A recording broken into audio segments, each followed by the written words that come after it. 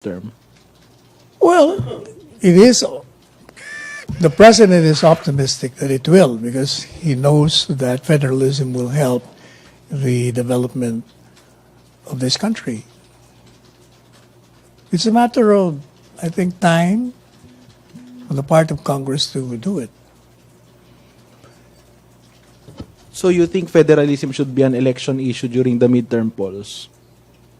Whether or not that will be an issue will depend on the candidates themselves. They will raise it as an issue. Do you want to hear debates about federalism during the campaign? Come again? Do you want to hear debates and discussions about federalism during the Me? campaign, the Malacañang? Well, the palace cannot have control on the issues that will be raised by any candidate running for the Senate. So it will just wait for these candidates to raise whatever issue they want that the electorate would be interested in.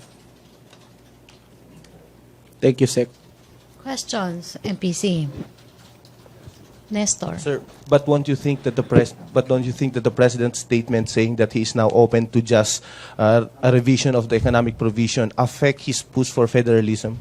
No, not really. Maybe what he's just saying is, unahin nyo to. Kung ayaw nyo madali ng federalism, di unahin nyo to.